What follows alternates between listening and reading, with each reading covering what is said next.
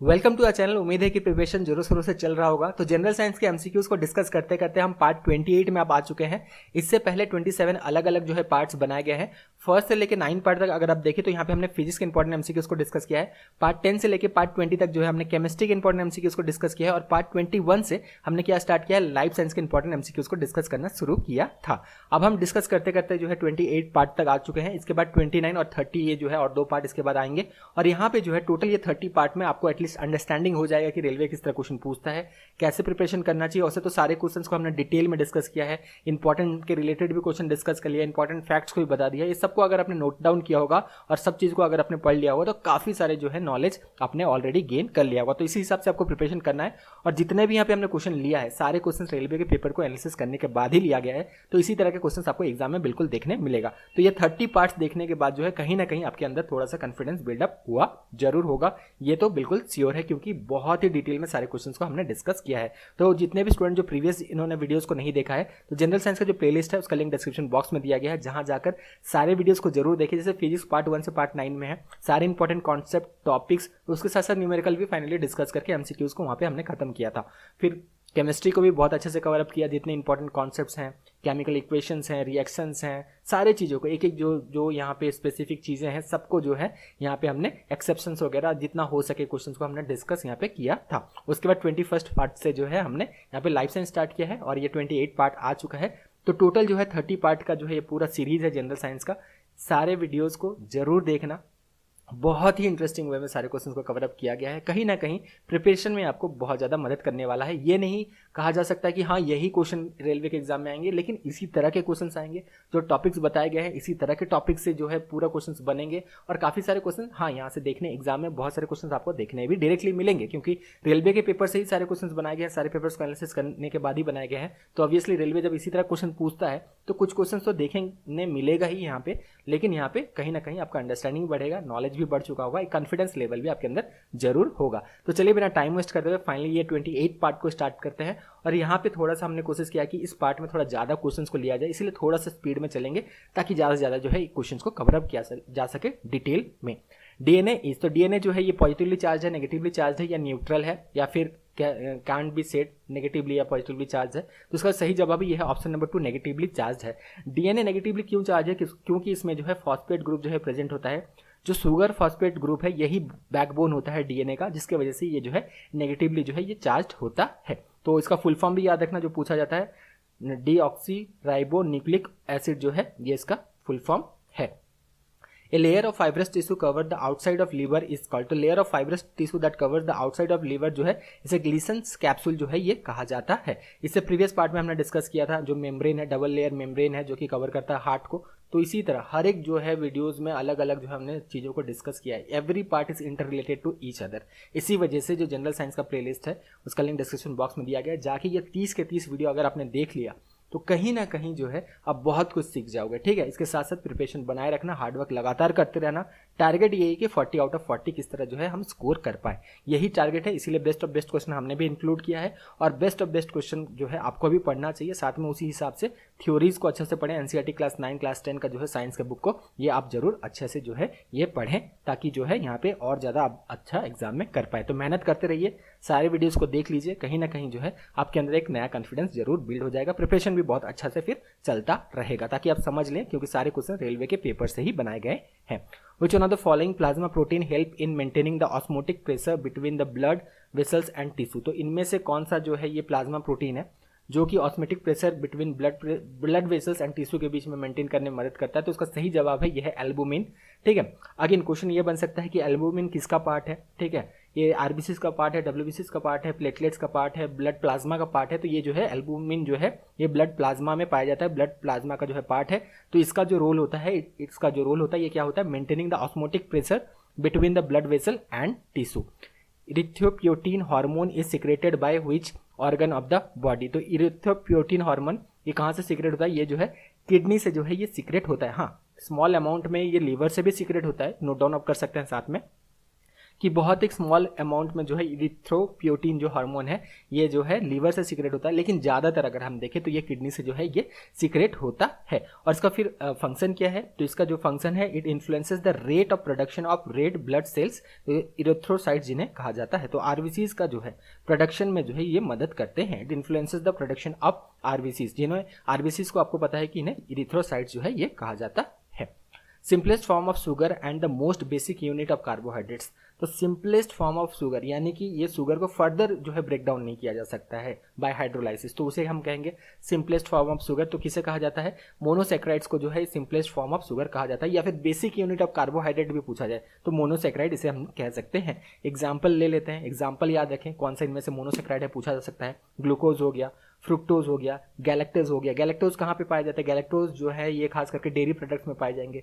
Milk हो गया, ठीक है, मिल्क के रिलेटेड चीज़ें जो हो गए तो यहाँ पे जो है आपको जो है ये गैलेक्टोज देखने मिलेगा। बाकी सारे जो यहाँ ऑप्शंस हैं ये सारे जरूर आप पढ़ लेना, ठीक है। अभी इस सारे को अगर डिस्कस करने जाएंगे बहुत लंबा ये वीडियो जाने वाला है, तो ये बता दिया जाता है कि इन सारी चीज़ों को पढ़ना है, ये अंडरस्टैंडिंग होना चाहिए कि हाँ ये क्वेश्चन तो इंपॉर्टेंट है, इसके साथ साथ जो ऑप्शंस दिए हैं इसके रिलेटेड वो सबको भी, कॉम्प्लेक्स जो थोड़े से शुगर है उनको भी पढ़ना है।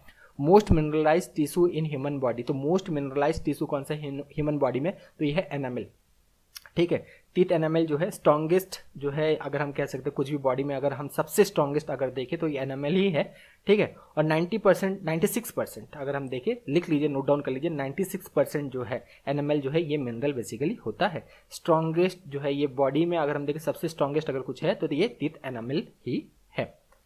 Circulation of blood was discovered by, तो सर्कुलेशन ऑफ ब्लड जो है इनके द्वारा जो है ये डिस्कवर किया गया था। अगेन थोड़ा सा इंटरेस्टिंग क्वेश्चन है, तो उसका सही जवाब है ये है विलियम हार्वी के द्वारा जो है ये डिस्कवर किया गया था। कॉर्टिसोन, देखिए यहाँ पे कॉर्टिसोल नहीं लिखा है, कॉर्टिसोन लिखा है। Cortisone is secreted by which gland, तो कॉर्टिसोन क्या है, एक हार्मोन ही है, ठीक है। तो ये कहाँ से सिक्रेट होता है, एड्रिनल से सिक्रेट होता है। ऑब्वियसली कॉर्टिसोल भी जो है ये दोनों ही रिलेटेड है, कॉर्टिसोल कॉर्टिसोन दोनों ही रिलेटेड है। थोड़ा सा रिसर्च यहाँ पे आप भी जरूर कर लेना, बाकी चीज़ें यहाँ पे हम डिस्कस कर रहे हैं ताकि जो है आपको यहाँ पे थोड़ा इन्फॉर्मेशन मिल जाए कि ये जो कॉर्टिसोन हार्मोन है इसका रोल क्या होता है बॉडी में। तो कॉर्टिसोन हार्मोन जो है ये मेटाबॉलिज्म में मदद करता है, ठीक है। इम्यून रिस्पॉन्स हो गया, स्ट्रेस रिस्पॉन्स हो गया, ये सब में ये जो है मदद करता है। तो एड्रिनल ग्लैंड जो कि किडनी के ऊपर प्रेजेंट होता है, बार बार ये क्वेश्चन बना है कि एड्रिनल ग्लैंड कहाँ पे प्रेजेंट होता है, किडनी के ऊपर प्रेजेंट होता है, यहीं से जो है कॉर्टिसोन हार्मोन भी सीक्रेट होता है। Plant produced by which method of reproduction are genetically similar enough to parent plants? Again, ये सेक्सुअल मोड ऑफ रिप्रोडक्शन बार बार हमने आपको बताया कि वेजिटेटिव प्रोपगेशन हो गया, बडिंग हो गया, फ्यूजन हो गया, ठीक है, स्पोरोजेनेसिस हो गया, उसके बाद फ्रैगमेंटेशन हो गया, ये सारे आपको पढ़ना है। तो इसका जो सही जवाब है ये है वेजिटेटिव प्रोपगेशन। वेजिटेटिव प्रोपगेशन में क्या होता है, plant produced by this method of reproduction are genetically similar enough to the parent plant, तो पेरेंट प्लांट के ये जो है सिमिलर होते हैं। वेजिटेटिव प्रोपगेशन ज़्यादातर हम अगर देखें तो ज़्यादातर जो क्वेश्चन बना है पोटैटोज में वेजिटेटिव प्रोपगेशन आपको देखने मिलता है। Deficiency of which vitamin cause excessive bleeding, तो ये क्वेश्चन भी ऑलरेडी हमने डिस्कस किया था कि विटामिन के को जो है इसको जो है ब्लड क्लॉटिंग जो है विटामिन कहा जाता है, तो ब्लड क्लॉटिंग में इसका बहुत ज़्यादा जो है इंपॉर्टेंट रोल होता है, ठीक है। When blood does not have enough vitamin के टू फॉर्म अ क्लॉट, तब जो है यहाँ पे काफ़ी सारे जो है एक्सेस ब्लीडिंग हो सकता है। तो विटामिन के का जो है बहुत इंपॉर्टेंट रोल है, और विटामिन के जो है इसे ब्लड क्लॉटिंग विटामिन भी कहा जाता है। Which of the following pigment causes the red colour in onions, तो कौन सा पिगमेंट की वजह से जो है हमें रेड कलर इन ओनियंस देखने मिलता है, तो ये है एंथियोसाइनाइंस, इसके वजह से जो है हमें रेड कलर देखने मिलता है ओनियंस का। और ये एंथियोसाइनाइंस क्या है, बेसिकली ये जो है फ्लैविनोइड्स हैं, फ्लैविनोइड पिगमेंट्स हैं। बेसिकली हम ये देखें तो vacuoles of the plant cell में प्रेजेंट होता है, ठीक है। कहाँ पे प्रेजेंट होता है, नोट डाउन कर लेना, वैक्यूल्स ऑफ प्लांट सेल में प्रेजेंट होते हैं। Mitosis consist of how many basic phases, तो मिटोसिस में अगर हम देखें बेसिक जो है ये 4 फेजेस ही होते हैं। कुछ बुक्स में एक पर्टिकुलर फेज को तोड़ के दिखा दिया गया, 5 फेजेस दिखा दिया गया, लेकिन बेसिक अगर हम देखें तो 4 फेजेस जो है ये होते हैं। इन सारे फेजेस को पढ़ना जरूरी है। यहाँ पे हम आपको इतना बता दे सकते हैं कि कौन कौन से फेजेस हैं, लेकिन इन डेप्थ फिर अगर इसके अंदर जाएंगे तो बहुत लंबा जाएगा वीडियो, ठीक है। तो पढ़ना जरूर, प्रोफेज, मेटाफेज, एनाफेज, टेलोफेज, ये 4 बेसिक जो फेजेस हैं इनको पढ़ना जरूरी है। मिटोसिस के जो ये जो है 4 फेजेस हैं, बाकी डिटेल में आप जरूर पढ़ लेना। Parenchyma tissue in plant help to store, तो पैरेन्काइमा टिश्यू जो है ये फूड स्टोर करने में मदद करते हैं, इनको स्टोरेज टिश्यू भी कहा जाता है। तो पैरेन्काइमा टिश्यू नोट डाउन करें साथ में, पैरेन्काइमा टिश्यू जो है इन्हें स्टोरेज टिश्यू भी कहा जाता है। मेनली इसका काम जो होता है ये होता है फूड स्टोरेज में। इसके अलावा और एक जो है इनका काम होता है provide support to the plant, ये इसका फंक्शन हो सकता है। Which part of the brain maintains posture and equilibrium of body, तो posture and equilibrium of body maintain करने में जो है सेरिबेलम जो है ये मदद करता है, सेरिबेलम ऑप्शन नंबर 2, ठीक है। कंफ्यूज मत होना, सेरिबेलम सेरिबेलम में इसमें बहुत सारे स्टूडेंट जो है कंफ्यूज रहते हैं, यहाँ पे एग्जाम में गलत करके आ रहा है। सेरिबेलम बार बार याद रखें, cerebellum, cerebellum is responsible for maintaining posture and equilibrium of the body, note down कर लें। Which of the following species possesses characteristic of both plant and animal, तो कोई अगर ऐसे ऑर्गेनिज्म है, कोई ऐसे स्पीसीज है जो कि दोनों प्लांट एंड एनिमल का जो है कैरेक्टरिस्टिक जो है अगर वो पोज कर रहा है तो उसको क्या कहा जाता है, उसे खास करके प्रोटिस्ट कहा जाता है। ये आप सबसे पहले ये तो नोट डाउन कर ले, PROTIST, प्रोटिस्ट उन्हें कहा जाता है। और प्रोटिस्ट का ही एक एग्जाम्पल है युगलेना, ठीक है। तो युगलेना इनमें से जो है, इसको जो है क्लियरली देखा जाए तो इसको ना कि एनिमल में इसको इंक्लूड किया जा सका, ना कि इसे जो है फिर प्लांट्स में इंक्लूड किया जा सका, ना ही इसे फंगी में इंक्लूड किया जा सका। तो ये जो है, तो वो जो जिन्हें नीटली जो है किसी में इंक्लूड नहीं किया जा सका, ठीक है, तो उन्हें जो है प्रोटिस्ट कहा जाता है। ये नोट डाउन करना, organism possesses characteristic of both plants and animals is called protist. और प्रोटिस्ट का ही एक एग्जांपल है युगलेना। सिंगल सेल यूकैरियोटिक जो है, ये जो है हम कह सकते हैं ऑर्गेनिज्म, माइक्रो ऑर्गेनिज्म है, ये आप नोट डाउन कर सकते हैं। Single cell eukaryotic microorganism है युगलेना। और ये जो है this organism possesses characteristic of both plant and animal. और ये भी क्वेश्चन बन सकता है, organism possesses characteristic of both plant and animal is referred as, तो इन्हें जो है प्रोटिस्ट जो है ये कहा जाता है। Which of the following type of membrane is skin, तो स्किन जो है ये क्यूटेनस मेम्ब्रेन है। क्यूटेनस मेम्ब्रेन ऑप्शन में हो तो सही है। इसके अलावा इसको इपिथेलियल मेम्ब्रेन, सेम ही नाम है, बस स्लैश करके लिख लेना है आपको कि टाइप ऑफ मेम्ब्रेन स्किन। तो स्किन जो है ये क्यूटेनस मेम्ब्रेन स्लैश इपिथेलियल जो है ये मेम्ब्रेन है, दोनों ही जो है सेम ही है, ठीक है। तो यहाँ पे थोड़ा सा डिस्कस कर लेते हैं इस मेम्ब्रेन के बारे में। This membrane are composed of epithelium attached to the layer of connective tissue, ठीक है। तो ये साथ में आप नोट डाउन एक्स्ट्रा इन्फॉर्मेशन को कर सकते हैं। Which of the following is water borne disease, already discuss किया था इससे जो प्रीवियस पार्ट में, water borne disease, air borne disease सब आपको बता दिया था, ठीक है। तो यहाँ पे और इन डेप्थ हम नहीं जाते हैं, ठीक है। तो वाटर बॉर्न डिजीज इनमें से कौन सा है, तो कॉलरा जो है ये वाटर बॉर्न डिजीज है। कॉन्टामिनेटेड वाटर में नहाने से, कॉन्टामिनेटेड वाटर पीने से कॉलरा हो सकता है। इसके अलावा और भी एग्जांपल है हेपेटाइटिस ए, ये भी वाटर की वजह से होता है, वाटर बॉर्न डिजीज है। Which of the following organism है single circulation, single circulation faeces में देखने मिलता है। अब सिंगल सर्कुलेशन, डबल सर्कुलेशन थोड़ा सा यहाँ पे ये भी डिस्कस कर लेते हैं, काफी स्टूडेंट यहाँ भी कंफ्यूज होता है। तो सिंगल सर्कुलेशन में क्या होता है, is the process in which blood flows only once through the heart during heartbeat. तो हार्ट बीट के दौरान जो है यहाँ पे ब्लड सिर्फ एक बार ही फ्लो करता है, एक हार्ट बीट के दौरान। और डबल सर्कुलेशन में क्या होता है, ठीक है, blood flow twice through the heart during each heartbeat. तो एक हार्ट बीट के दौरान जो है 2 बार जो है ये ब्लड जो है ये फ्लो होता है, तो ये डबल सर्कुलेशन होता है। तो मोटा मोटा समझाने के लिए जो आपको बता दिया गया है कि सिंगल सर्कुलेशन क्या होता है, डबल सर्कुलेशन क्या होता है। तो हर एक क्वेश्चन को देखिए कितना डिटेल में हम जो है डिस्कस कर रहे हैं। इसीलिए एक चीज़ भी बताया जा रहा है कि सारे वीडियोज़ को जरूर देखना, इसके साथ साथ प्लीज़ एक लाइक कर देना ताकि हम मोटिवेटेड रहें और लगातार आपके लिए वीडियो लाते रहें। इसलिए एक रिक्वेस्ट है, please like this video so that we get motivated from this and we bring videos और upload videos for you regularly. तो ये जो है हमारा जो है काम रहेगा ताकि हम रेगुलरली जो है जैसे 30 वीडियोज़ कंप्लीट करते हैं, उसके बाद और भी कुछ प्लान कर रहे हैं जो कि जल्दी जो है आपके लिए किया जाएगा ताकि प्रिपरेशन में कोई दिक्कत नहीं होगा, ठीक है। और चैनल को सब्सक्राइब नहीं कर रखा है तो वो भी जरूर कर लें क्योंकि लगातार वीडियोज़ तो आ ही रहे हैं। The internal cellular energy reserve in autotrophs, तो इंटरनल सेलुलर एनर्जी जो कि रिजर्व रहता है इन ऑटोट्रॉप्स, ये जो है ये पूछा गया है। तो इसका जो सही आंसर है यहाँ पे अगर हम देखें तो ग्लाइकोजन, प्रोटीन, स्टार्च दिया गया है, तो इसका सही जवाब है ये है ऑप्शन नंबर 3 स्टार्च। स्टार्च जो है ऑटोट्रॉप्स जो होते हैं बेसिकली ग्रीन प्लांट होते हैं, तो इंटरनल सेलुलर एनर्जी रिजर्व जो ऑटोट्रॉप्स में रहता है ये स्टार्च के फॉर्म में जो है ये स्टोर रहता है। The thin layer of living cell just inside bark is called, तो ट्री का जो बार्क है उसके अंदर जो thin layer of living cell होता है इससे जो है कैम्बियम कहा जाता है। कैम्बियम नोट डाउन अच्छा से कर लें ये सारे, इसे जो है कैम्बियम कहा जाता है। एक्स्ट्रा इन्फॉर्मेशन ये है कि जो ये कैम्बियम है, ठीक है, ये फिर न्यू सेल्स को जो है ये फिर ग्रोथ देता है जिसकी वजह से ट्री जो है ये वाइडर होता है ईच ईयर, तो ये कैम्बियम का फंक्शन है। Hypokalemia is caused by the deficiency of, तो हाइपोकैलेमिया जो है ये लो पोटेशियम इन ब्लड स्ट्रीम होगा, तो इसको जो है टर्म दिया गया है हाइपोकैलेमिया, ठीक है। अगर लो पोटेशियम है ब्लड स्ट्रीम में तो इसमें जो है इसके वजह से जो है इसको जो टर्म दिया गया हाइपोकैलेमिया दिया गया है।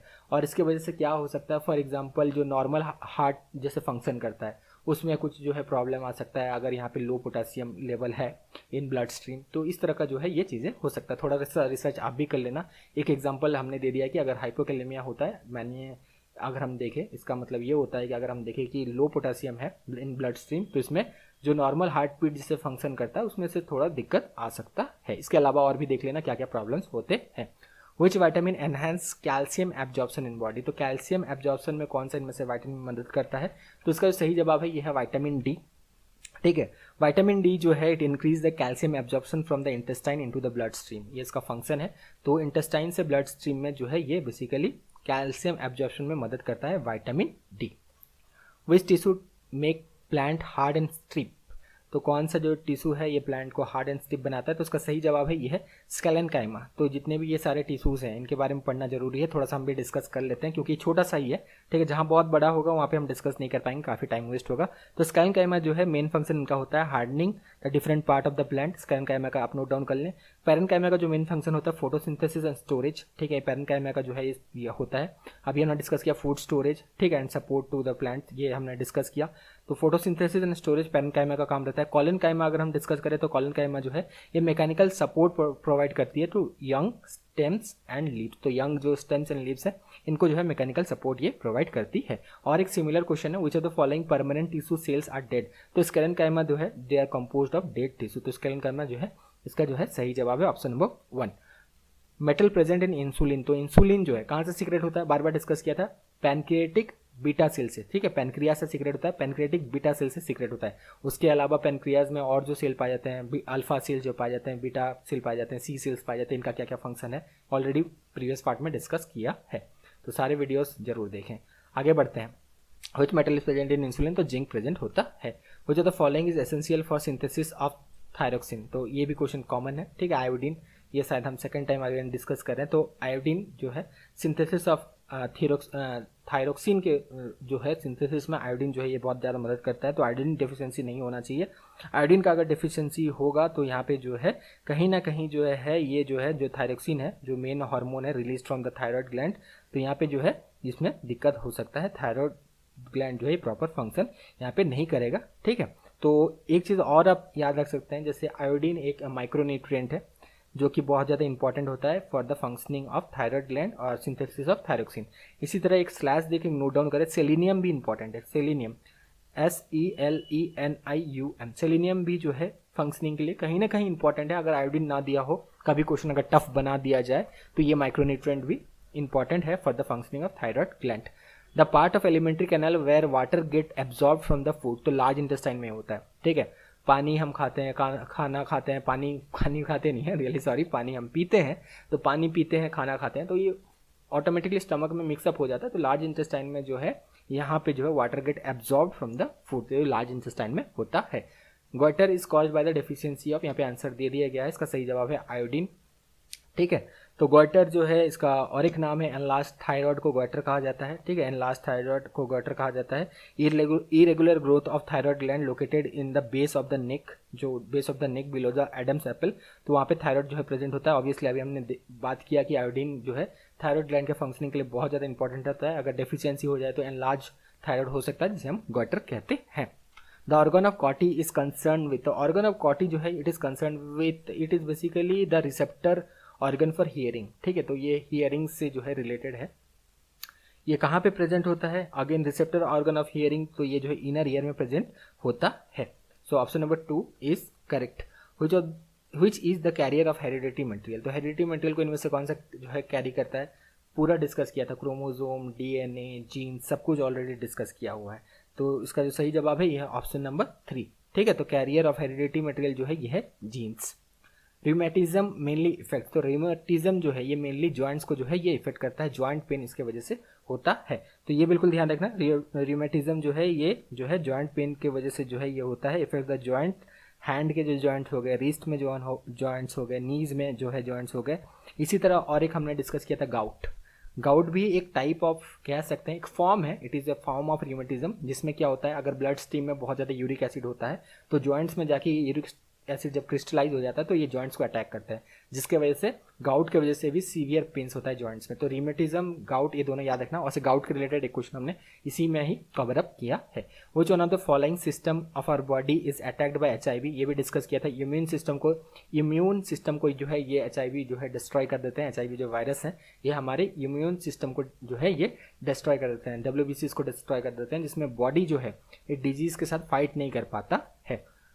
Which cell organelles known as master of cell, तो मास्टर ऑफ सेल इनमें से कौन से किसे कहा जाता है? Nucleus. Nucleus of the cell जो है इसे मास्टर ऑफ द सेल जो है ये कहा जाता है। अब देखिए न्यूक्लियस को जो मास्टर ऑफ सेल्स क्यों कहा जाता है, तो ये भी इसके पीछे रीजन है, because it controls all the activity of cell. इसके अलावा kitchen of the cell, waste disposal system of the cell, ठीक है, ये सब हमने जो है ऑलरेडी प्रीवियस पार्ट में डिस्कस किया था। एनर्जी यूनिट ऑफ सेल्स, ये सब डिस्कस हमने किया था। Shape of lens in human eyes control by, तो शेप ऑफ लेंस जो है ये ह्यूमन आइज में अगर हम देखें तो ये सिलियरी बॉडीज जो है बेसिकली सिलियरी मसल्स में जो है वो ये अटैच रहता है सिलियरी बॉडी से, एंड यही जो है कॉन्ट्रैक्शन और रिलैक्शन के दौरान जो है ये लेंस का जो शेप है और कर्वेचर है इसे चेंज कर पाते हम हैं। तो सिलियरी बॉडीज की वजह से ये कंट्रोल होता है। Which gas on coming in contact with blood forms carboxyl haemoglobin, discuss किया था लेकिन कुछ और चीज़ें रह गई थी, इसीलिए इस क्वेश्चन को और एक बार डिस्कस हम कर रहे हैं। तो आप सभी को पता है कि कार्बन मोनोऑक्साइड जो है, हेमोग्लोबिन जो है, इसमें ऑक्सीजन एफिनिटी तो होता है, लेकिन कार्बन मोनोऑक्साइड का जो है affinity 200 times more than oxygen होता है, ठीक है। इसी वजह से जो है कार्बोक्सिल हेमोग्लोबिन फॉर्म हो सकता है। और कार्बन मोनोऑक्साइड एक टॉक्सिक जो है गैस है जो कि बॉडी को बहुत ज़्यादा हार्म कर सकता है। तो हेमोग्लोबिन ये याद रखना, ठीक है। हेमोग्लोबिन आरबीसीज में पाए जाते हैं, ठीक है। रेस्पिरेटरी पिगमेंट्स भी कहा जाता है, ऑक्सीजन को ब्लड में कैरी करने में यही मदद करते हैं, लेकिन ऑक्सीजन को जो है ऑक्सीजन का एफिनिटी जितना है हेमोग्लोबिन में उससे 2000 नहीं 200 टाइम्स, यहाँ पे गलत मत कर देना प्लीज़, 200 टाइम्स जो है, गलती से यहाँ पे हमने 2000 बोल दिया, तो 200 टाइम्स जो है ये ज़्यादा जो है एफिनिटी है कार्बन मोनोऑक्साइड का। हेमोग्लोबिन का 200 टाइम्स मोर एफिनिटी है देन ऑक्सीजन। समझ में आ गया होगा, यहाँ पे बार बार हम यहाँ पे 2000 प्लीज़ नोट डाउन रखें कि 200 टाइम्स कार्बन मोनोऑक्साइड का एफिनिटी ज़्यादा है देन ऑक्सीजन इन हेमोग्लोबिन। तो ये बिल्कुल आप सही रखें और आगे नहीं बढ़ते, नहीं तो फिर 2000 अगर मैं बोलूँ तो फिर गलत कहीं ना हो सकता है। हो जो the following is known as animal starch, तो एनिमल स्टार्च ये ऑलरेडी डिस्कस हमने किया था। ग्लाइकोजन जो है एनिमल स्टार्च जिसको हम कहते हैं, एनिमल जो है यहाँ पे बॉडी में जो है स्टोर करते हैं कार्बोहाइड्रेट्स एट ग्लाइकोजन के फॉर्म में जो है स्टोर करते हैं। और ये भी क्वेश्चन थोड़ा सा टफ अगर किया जाए तो पूछा जा सकता है कहाँ पे ये प्रेजेंट होता है, कहाँ पे स्टोर होता है। मसल्स हो गया, लीवर हो गया, ब्रेन हो गया, यहाँ पे ये स्टोर होता है। Which plant hormone help in blooming of flowers, तो सारे प्लांट हार्मोन के बारे में तो डिस्कस कर ही लिया आपने। अगर सारे वीडियोस देख लिया है तो सबके बारे में तो पता चल ही गया होगा। तो फाइनली हमने फ्लोरिजन इसके बारे में डिस्कस कर लेते हैं। It is a plant hormone which help in blooming of flowers. और एक हार्मोन है वो भी डिस्कस कर लेते हैं। Plant hormone is responsible for saving the crops from falling, तो ये है ऑक्सिन। तो अब तो सारे हार्मोन्स हमने गिबरेलिन भी कवर अप कर दिया, ठीक है, ये भी कवर अप कर दिया। उसके बाद इथिलीन भी जो गैसियस प्लांट हार्मोन है, ठीक है, फ्रूट राइपनिंग के लिए मदद करता है। सारे हार्मोन्स ऑलरेडी हमने डिस्कस कर लिया है। तो सारे पार्ट्स को जरूर इस तरह देखना और सिर्फ पढ़ना जरूरी है ये सारे हार्मोन्स के बारे में, प्लांट हार्मोन्स के बारे में। What protects the inner lining of stomach from action of acid under the normal condition, तो इसका सही जवाब है ये है म्यूकस। म्यूकस जो है बचाता है, जो इनर लाइनिंग है हाइड्रोक्लोरिक एसिड के जो है यहाँ पे इनर लाइनिंग को बचाता है, ठीक है। तो यहाँ पे थोड़ा सा म्यूकस को देख लेते हैं। Protect by mucus secreted by the mucoid cells, तो म्यूकॉइड सेल से जो है म्यूकस सिक्रेट होता है प्रेजेंट इन द स्टमक। तो म्यूकस कहाँ से जो है सिक्रेट होता है? म्यूकॉइड, MUCOID, म्यूकॉइड सेल से जो है ये सिक्रेट होता है। The bile salt break down into fat into small droplets, the process is known as, तो bile salt break down fat into small droplets, the process is known as, इसे emulsification जो है ये कहा जाता है। द प्रोसेस इज बेसिकली इसे क्या कहा जाता है? इमल्सिफिकेशन कहा जाता है। Excess of uric acid in bloodstream, ये अभी हमने बताया था आपको, ठीक है। तो इसे गाउट जो है कहा जाता है। तो यहाँ पे क्या होता है, जो यूरिक एसिड का जो क्रिस्टल्स हैं ये जॉइंट्स के सामने जाके ये जो है ये जमा हो जाता है, जिसके वजह से फिर जॉइंट्स को अटैक करते हैं, जिसके वजह से काफ़ी ज़्यादा जो है यहाँ पे जॉइंट्स में पेन होता है।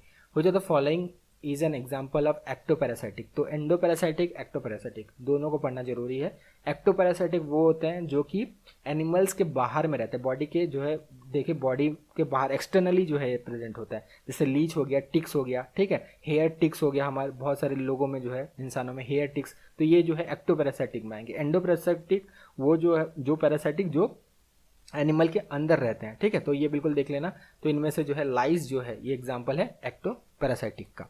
Which of the following can grow without sunlight, तो मशरूम ये ग्रो कर सकता है विदाउट सनलाइट, क्योंकि इनमें तो क्लोरोफिल पिगमेंट पहली बात होते नहीं है। न्यूट्रिएंट कहाँ से एब्जॉर्ब करते हैं, तो जो भी डिके जो प्लांट्स हो गए, ट्रीज हो गए, तो यहाँ से जो है ये अपना न्यूट्रिएंट्स जो है इकट्ठा करते हैं। तो ये सनलाइट के बिना ग्रो कर सकते हैं, बाकी सारे जो है इनको सनलाइट चाहिए।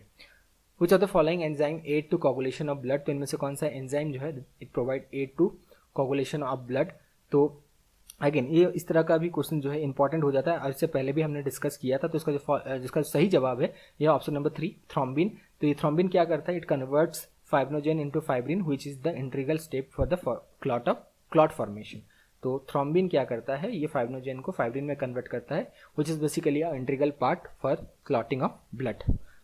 Plant with fibrous root system, तो क्या कहा जाता है, वो तो हम मोनोकोटिलिडस प्लांट में देखा जाता है कि फाइब्रस रूट सिस्टम है।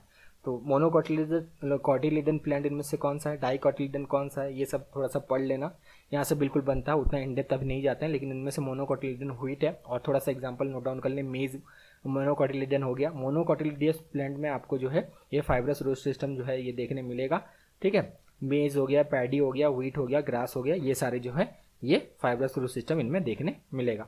Saffron is obtain from which part of the flower, question बना है, रेलवे के पेपर में ही बना है, तो स्टिग्मा से इसे ऑब्टेन किया जाता है। Option number 3 is correct. Which of the following organ does not produce any digestive enzymes, तो अगर हम इसमें देखें तो डाइजेस्टिव एंजाइम्स किडनी से प्रोड्यूस नहीं होता है, पैनक्रिया तो इसको जो है डाइजेस्टिव सारे एंजाइम्स प्रोड्यूस होते हैं जो कि प्रोटीन, फैट्स, कार्बोहाइड्रेट को डाइजेस्ट कर सके। सेलिवरी ग्लैंड से जो है एमाइलेज, पिटाइलिन अभी हमने डिस्कस किया था, पिटाइलिन को ही सेलिवरी एमाइलेज कहा जाता है, यहीं से सीक्रेट होता है। स्टोमक से भी जो है सीक्रेट होता है, चाहे ट्राइप्सिन वगैरह, ये सब थोड़ा सा एक बार जरूर देख लेना। लेकिन किडनी से जो है यहाँ से कोई डाइजेस्टिव एंजाइम सीक्रेट नहीं होता है। एक से नोट जरूर बना लेना, पैनक्रियाज से कौन कौन सा एंजाइम सीक्रेट होता है और ये किसमें किसको ब्रेक डाउन करता है, ठीक है। ये एंजाइम्स किसको डाइजेस्ट करने में मदद करते हैं। उसके बाद सेलिवरी ग्लैंड से कौन सा सीक्रेट होता है, स्टोमक से कौन सा सीक्रेट होता है, तो ज़्यादा आसान हो जाएगा। एक नए क्वेश्चन यहाँ से आपको देखने मिल सकता है। प्लाज्मोलाइसिस ऑकर ड्यू टू, तो प्लाज्मोलाइसिस किसकी वजह से होता है, तो जो है ये एक्समोसिस की वजह से जो है ये है होता है। जैसे हमने प्लाज्मोलाइसिस बोला उसे एक बार साइटोलाइसिस जरूर पढ़ लेना, ठीक है। साइटोलाइसिस जो है ऑपोजिट ऑफ जो है ये प्लाज्मोलाइसिस जो है ये होता है। तो एक्समोसिस में क्या होता है, when water molecules move from the region of higher concentration to the region of lower concentration of the cell around the surrounding through the membrane. तो ये बेसिकली एक्सोस्मोसिस में जो है ये होता है। वाटर मॉलिक्यूल क्या करते हैं, water molecules move from the region of higher concentration to the region of lower concentration of the cell around the surrounding through cell membrane. तो इसे हम जो है एक्सोस्मोसिस कहते हैं। तो ये जो है plasmolysis is occur due to exosmosis, ठीक है। उसी तरह जो है एक बार साइटोलाइसिस भी जरूर आपको पढ़ लेना है। Root hair absorbs water from the soil through, तो ये ऑस्मोसिस के थ्रू जो है ये होता है, क्योंकि सॉइल में जो है ये लोअर कंसंट्रेशन, रूट हेयर में जो है ये लोअर कंसंट्रेशन है, सॉइल में जो है ज़्यादा जो है ये हायर कंसंट्रेशन होता है, जिसके वजह से जो है रूट हेयर जो है ये वाटर को एब्जॉर्ब इजीली कर पाते हैं। Higher concentration to lower concentration, जैसे हमने अभी डिस्कस किया, concentration of water molecules is lower in the root hair than the soil. तो ये ध्यान आपको रखना, ऑस्मोसिस में यही होता है बेसिकली, रूट हेयर एब्जॉर्ब जो करते हैं वाटर ऑस्मोसिस के थ्रू करते हैं, ठीक है। तो यहाँ पे रूट हेयर में जो है कंसंट्रेशन थोड़ा सा कम रहता है, सॉइल में ज़्यादा होता है, जिसकी वजह से रूट हेयर जो है ये वाटर एब्जॉर्ब कर पाते हैं। Life span of white blood cell ranges from, तो life span of white blood cell 13 to 20 days होता है, ठीक है। सारे यहाँ पे आप हो सके तो नोट डाउन भी कर लें। आरबीसी का जो है 70 to 140 डेज होता है, ठीक है। ब्लड प्लेटलेट्स का 8 to 12 डेज जो है ये होता है। तो यहीं तक वीडियो को रोकते हैं, ठीक है। आगे और भी 29 और 30 पार्ट जो है, पार्ट 29 पार्ट 30 भी जल्दी आने वाला है। और जितने भी यहाँ पे क्वेश्चंस को डिस्कस किया एक बार जरूर और एक बार एनालिसिस करना, सारी चीज़ों को जरूर, इसके रिलेटेड चीज़ों को जरूर पढ़ लेना, क्योंकि आज के क्वेश्चन जो हमने डिस्कस किया बहुत ही इंटरेस्टिंग था और बहुत ही इंपॉर्टेंट भी था। Thank you, all the best.